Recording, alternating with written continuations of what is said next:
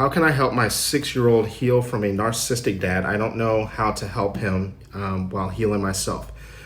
So the way that you address this with your children is eventually what happens is that children begin to see this. All children begin to. So I'm assuming that you've left the narcissist already. And what happens is that when you leave the narcissist, this whole narrative of children need to grow up in a two-parent home is not true. Is not 100% true. They need to grow up in a healthy home, right? And they only need one healthy parent. They don't need two healthy parents. And when you separate or divorce a narcissist, what happens is you did a huge favor for the child. They now are able to experience freedom outside of the narcissist, because once again, children learn about the world by the way that the world makes them feel. And so what happens is that the child now is able to experience freedom. You now become what's called the protective parent.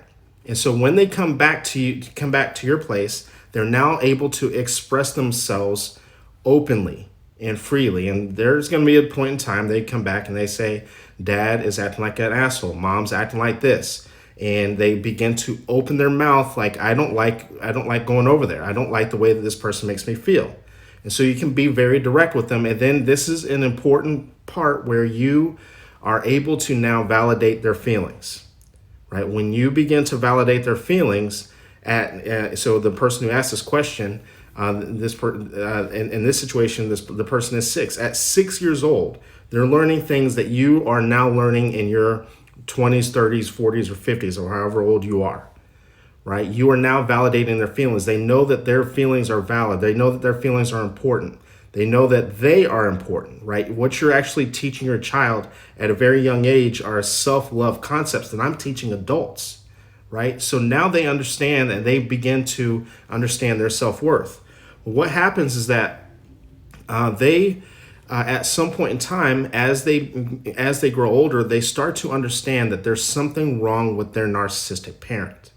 And they start to realize that I need to start breaking away from this, because they don't like the way that the narcissistic parent makes them feel.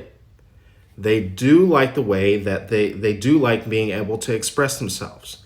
They do like the feeling of being free.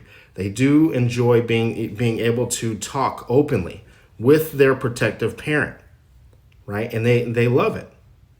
And what happens is that not only do they get used to this, they start to realize that this is the way that the world actually is. What the narcissist is presenting is a lie. You have now taught this child at a very young age that this is what the world is like. Speak up, having boundaries, right? Speaking up for yourself, not fearing conflict, but embracing conflict. You're breaking people-pleasing behavior before it ever even starts.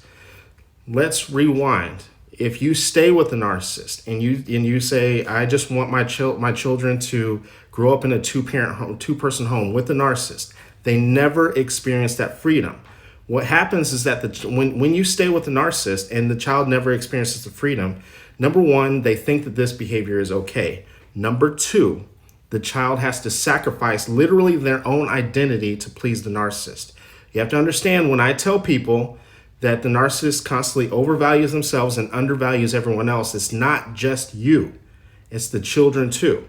You've probably seen videos that I've posted talking about the golden child, the scapegoated child. Some of you guys experienced this yourselves, where you were either an idealized child or a devalued child growing up. Neither one of those are good experiences.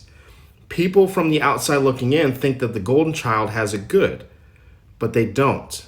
What does the golden child have? They feel the pressure of needing to be perfect all the time. And when they don't, they feel the wrath of the narcissist. It's a problem, right? And if they ever decide to break away, they know that they are immediately going to become the scapegoated child, right? And that becomes a problem, right? A lot of people who I've worked with were the golden child growing up. The possibility of that golden child or one of the children, becoming very, very vindictive and very possibly narcissistic, also can become a problem as well, right? It is vital for you if you are recognizing narcissistic behavior in your significant other, that you and your child get to freedom, right? It is vital. And you know this, and the narcissist will try to convince you that the children need to grow up in a two-parent home, right? Because this is the reason why they actually had children. The narcissist had children with you to try to keep enmeshment, to try to keep control, right? But the problem is that narrative that people spin, right? If two parents are both healthy, yeah, of course, it's great, right? Not a problem. But when one is abusive, when one is devaluing the rest of the family, it is a major, major